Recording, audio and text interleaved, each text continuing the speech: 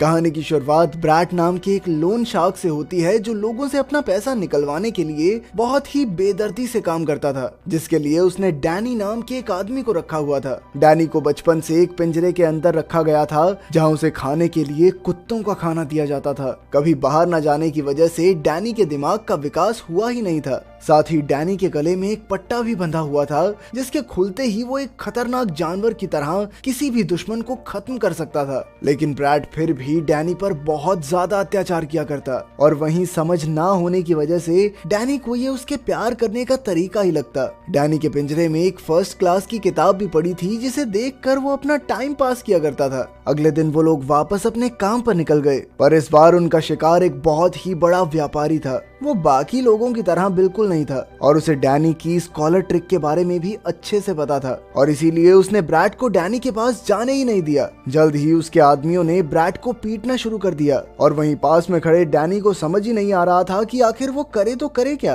पर तभी किसी तरह से ब्रैड ने खुद को बचाते हुए उसके गले का पट्टा खोल दिया, जिसके बाद डैनी ने तुरंत वहां मौजूद सभी आदमियों को पीटना शुरू कर दिया और उसकी इस काबिलियत को देखकर वहीं पास में खड़ा वेद काफी हैरान था, जो कि एक अंडरग्राउंड फाइटिंग रिंग का मालिक भी था और उसे डैनी के अंदर बहुत सारा पैसा कमाने का एक मौका दिखा। सभी आदमियों को पीटने के बाद जब वो लोग बाहर आए तो ब्रैड अभी भी डैनी पर ही गुस्सा कर रहा था और उसकी जान बचाने के बावजूद भी ब्रैड के मुताबिक डैनी किसी काम का नहीं है। डैनी को अच्छे से डांटने के बाद वो लोग उस दिन की आखिरी जगह पर गए जो कि एक एंटीक वेयरहाउस था और ब्रैड पिछली बार की तरह मार नहीं खाना चाहता था और इसीलिए उसने डैनी को वेयरहाउस में रुककर इंतजार करते हुए एक अलार्म पर नजर रखने को कहा और जैसे ही उस अलार्म की बत्ती जली तो डैनी को अंदर जाकर ब्रैड को बचाना है। वेयरहाउस में इंतजार करते वक्त डैनी की नजर वहां मौजूद एक पियानो पर पड़ी, जिसे देखते ही उसे अपनी किताब में बनी हुई तस्वीर याद आ गई और उसने पियानो के बटन्स दबाना शुरू कर दिया। उसी वक्त उस कमरे में सैम नाम का एक अंधा आदमी आया जो उस पियानो को ठीक करने के लिए ही आया था और पियानो में डैनी की रुचि देखकर सैम ने उसकी मदद करना शुरू कर दिया। डैनी अब पियानो को बजाने में थोड़ा मग्न हो गया। उसकी इस चुप्पी से सैम को कोई दिक्कत नहीं थी, इसीलिए उसने डैनी को पास में ही लगी हुई एक घड़ी की आवाज पर ध्यान देने को कहा। पर घड़ी की तरफ देखते ही डैनी को अलार्म की याद आ गई और जैसे ही उसने बत्ती की तरफ देखा तो वो तो पहले से ही जल रही थी। डैनी तुरंत ही उस कमरे की तरफ भागा जहाँ पहुंचकर उसने देखा कि ब्रैट और उसके आदमियों ने सबको हरा तो दिया था, लेकिन इस लड़ाई में उन सबको बहुत चोटें आ गई थी। अपने बेस पर वापस आने के बाद ब्रैट ने उसे बहुत गालियां सुनाई, जिसके बाद डैनी को वापस पिंजरे में बंद कर दिया गया। थोड़ी देर बाद ब्रैट से मिलने के लिए व्यथ वहां आया, जिसके पास पैसे कमाने का एक बहुत बढ़िया ऑफर था। असल में व्यथ डैनी को अंडरग्राउंड फाइटिंग रिंग में लड़वाना चाहता था और ये एक डेथ मैच था, जिसका मतलब ये है कि या तो इसमें डैनी ब्रैट के लिए बहुत सारा पैसा कमाएगा या फिर मैच में ही मारा जाएगा। पैसों की बात सुनते ही ब्रैट इस डील के लिए तैयार हो गया। अगले दिन डैनी को रिंग में ले जाया गया जहां उसके सामने एक ऐसा रेसलर था जो कि 3 साल से लगातार चैंपियन बन रहा था और इसीलिए सभी लोगों ने उस रेसलर की जीत पर पैसा लगाया। पर मैच शुरू होते ही डैनी ने उस रेसलर के गले में 3 मुक्के मारकर मैच को 1 ही मिनट के अंदर खत्म कर दिया। व्यथ डैनी से बहुत ज्यादा खुश था और उसने तुरंत ही ब्रैट को उसके हिस्से के पैसे दे दिए। ब्रैट पहली बार डैनी के काम से खुश था और इसीलिए उसने डैनी को कुछ भी मांगने को कहा, पर जब डैनी ने उसके सामने पियानो की डिमांड रखी तो ब्रैट ने इसके लिए तुरंत मना कर दिया। तभी अचानक से एक ट्रक ने उनकी गाड़ी को ठोका। असल में ये काम उसी व्यापारी का था जिसे डैनी ने पिछले दिन पीटा था और आज वो उन सब से बदला लेने के लिए आया था। गाड़ी को ठोकने के बाद उसके आदमियों ने उन पर अंधाधुंध गोलियां चलानी शुरू कर दी। इस हमले में ब्रैट तो नहीं बचा, पर डैनी एक गोली लगने के बावजूद भी किसी तरह जिंदा बच गया। ब्रैट की मौत के बाद डैनी के पास अब कोई घर नहीं था, इसीलिए वो सीधा एंटीक वेयरहाउस चला गया जहां उसकी मुलाकात एक बार फिर सैम से हुई, जिसने डैनी को उसके कदमों की आवाजों से ही पहचान लिया। पर सैम के कुछ बोलने से पहले ही वो बेहोश हो गया और जब उसे होश आया तो वो पहली बार एक बिस्तर पर लेटा हुआ था और थोड़ी देर बाद उसे एहसास हुआ कि वो किसी नई जगह पर था। असल में पिछले 2 दिन से सैम अपने घर पर ही उसका ध्यान रख रहा था। डैनी को इतने प्यार की आदत नहीं थी, इसीलिए वो घबरा सा गया। थोड़ी देर बाद सैम की बेटी विक्टोरिया भी घर आ गई, जिसे देखते ही डैनी बिस्तर के नीचे छुप गया विक्टोरिया को पता था कि डैनी को पियानो में इंटरेस्ट है, इसीलिए वो उसके लिए एक कीबोर्ड लेकर आई थी। डिनर के वक्त वो दोनों डैनी का इंतजार कर रहे थे और थोड़ी देर बाद डैनी भी अपने कीबोर्ड के साथ उनके साथ खाना खाने के लिए आ गया। लेकिन उसने आज तक लोगों के साथ खाना नहीं खाया था और इसीलिए विक्टोरिया ने उसे अच्छे से खाना खाना सिखाया। थोड़ी देर बाद सैम ने डैनी के पट्टे को निकालने की कोशिश की, पर डैनी अभी इसके लिए तैयार नहीं था। अगली सुबह सैम और डैनी विक्टोरिया को उसके कॉलेज छोड़ने के लिए गए, जहां अंदर जाने से पहले विक्टोरिया ने उसके गाल पर एक किस की, जिसके बाद डैनी को काफी शर्म आ रही थी। असल में उसने किस के बारे में एक किताब में पढ़ा था और आज उसने पहली बार इसे महसूस किया। डैनी की इस खुशी को महसूस करके सैम भी काफी खुश था। उसी शाम सैम ने डैनी से विक्टोरिया को कॉलेज से लाने को कहा और सैम की बात मानते हुए डैनी विक्टोरिया के कॉलेज गया, जिसके बाद वो दोनों आइसक्रीम खाने चले गए। रात के समय विक्टोरिया को नींद नहीं आ रही थी, इसीलिए वो डैनी को पियानो सिखाने लग गई, जिसमें उसे बहुत ही ज्यादा मजा आ रहा था। डैनी बहुत ही कम समय में उनकी दुनिया का एक हिस्सा बन चुका था। कुछ दिनों बाद सैम और डैनी सामान लेने के लिए मार्केट गए, जहां अचानक से कुछ गुंडों ने लड़ाई करना शुरू कर दिया, जिसे देखकर वहां मौजूद सभी लोग काफी डर गए। पर डैनी फिर भी बेफिक्र होकर अपनी सब्जियों को चुनने में लगा हुआ था।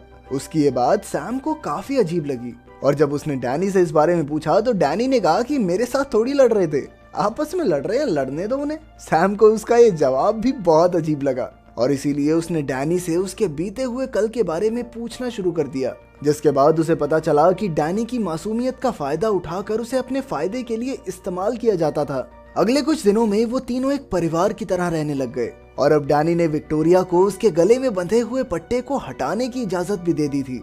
एक दिन सैम डैनी को अपने साथ एक पियानो ठीक करने के लिए लेकर गया, जहां उसने उसे बताया कि वो लोग विक्टोरिया की पढ़ाई खत्म होने के बाद वापस न्यूयॉर्क जाने वाले हैं। ये सुनते ही डैनी काफी उदास हो गया, पर तभी सैम ने उसकी उदासी दूर करते हुए उसे बताया कि तुझे भी तो साथ ही लेकर जाएंगे पागल। काम खत्म होने के बाद डैनी को उसके हिस्से के आधे पैसे दिए गए और पैसे मिलते ही डैनी तुरंत ही सबके लिए तोहफे लेने चला गया।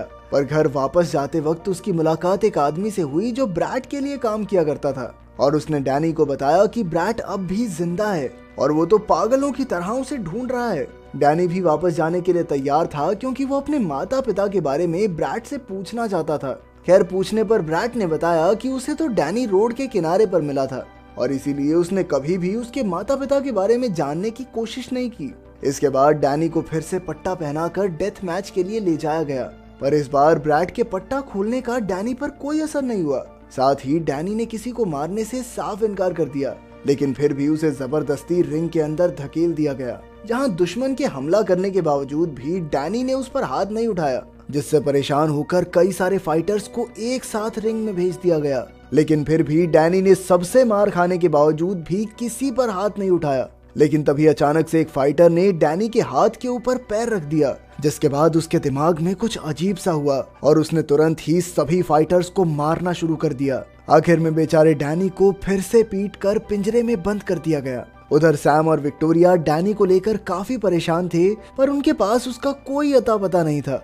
इधर मौका मिलते ही डैनी अपने पिंजरे से बाहर निकलकर ब्रैट के ऑफिस में पहुंच गया, जहां उसे कुछ तस्वीरें मिली और जल्द ही उसने उन तस्वीरों में खुद को पहचान लिया। उन तस्वीरों में वो अपनी माँ के साथ पियानो पर बैठा हुआ था। इसके बाद डैनी ने गुस्से में ब्रैट पर हमला करके उससे एक आखिरी बार अपनी माँ के बारे में पूछा, जिसके बाद ब्रैट ने उसे बताया कि असल में डैनी की माँ एक प्रोस्टिट्यूट थी और वो अक्सर ब्रैट के पास आया करती थी, जिस दौरान वो कई बार डैनी को भी अपने साथ लाती थी। लेकिन ब्रैट अंदर ही अंदर उसकी माँ से प्यार करने लगा था और इसीलिए जब एक बीमारी के चलते उसकी मौत हो गई तो उसने डैनी को अपने साथ रख लिया। अगले दिन जब वो लोग काम पर जा रहे थे तो अचानक से डैनी को परिवार शब्द सुनाई दिया, जिसे सुनते ही उसे सैम और विक्टोरिया की याद आ गई और उसने तुरंत ही ड्राइवर पर हमला कर दिया, जिस वजह से उनकी गाड़ी पलट गई। इस मौके का फायदा उठाकर वो वहां से भागकर सीधा अपने परिवार के पास पहुंच गया। उधर सैम और विक्टोरिया भी उसे देखकर बहुत ज्यादा खुश थे। जब डैनी ने अपनी माँ की कहानी सुनाई तो उन्हें भी बहुत दुख हुआ। विक्टोरिया ने उन तस्वीरों को देखकर सैम को उस जगह के बारे में बताया, जिससे सैम जल्द ही समझ गया कि ये कौन सी जगह है।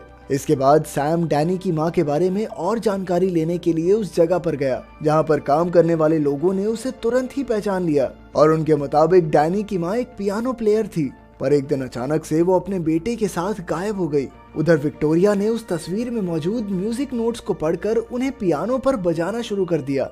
ये वही धुन थी जो डैनी की माँ बजाया करती थी और उस धुन को सुनते ही डैनी की सारी याददाश्त वापस आ गई। असल में डैनी की माँ एक बहुत ही गरीब पियानो प्लेयर थी और इसीलिए उन्होंने अपने शरीर के बदले ब्रैड से एक लोन लिया था, पर वो हमेशा डैनी को इस सब से बहुत दूर रखती थी।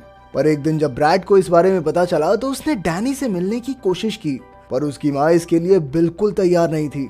इतनी सी बात से तिल मिलाकर ब्रैड ने उसकी माँ को गोली मार दी, जिसके बाद उसने डैनी को भी अपना गुलाम बना लिया।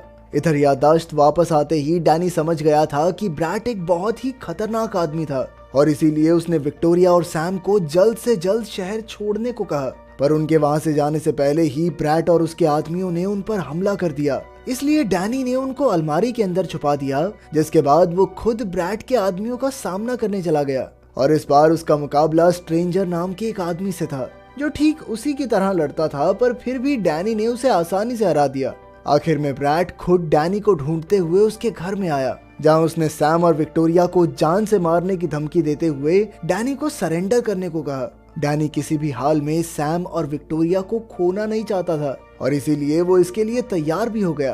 पर जैसे ही ब्रैड ने उसे पट्टा पहनाने की कोशिश की, तभी डैनी ने उसके ऊपर हमला कर दिया। डैनी इतने ज्यादा गुस्से में था कि वो किसी भी हाल में ब्रैड को खत्म करना चाहता था, पर ऐन वक्त पर सैम और विक्टोरिया ने बीच में आकर उसे बचा लिया। उसी समय पुलिस भी वहां आ गई और उन्होंने ब्रैड के किए हुए अपराधों के लिए उसे अरेस्ट कर लिया। कुछ दिनों बाद सैम और डैनी एक साथ विक्टोरिया का शो देखने के लिए गए, जहां शो से पहले विक्टोरिया ने सभी को बताया कि वो ये गाना किसी खास इंसान के लिए बजाने वाली है और असल में ये धुन वही थी जो अक्सर डैनी की माँ बजाया करती थी।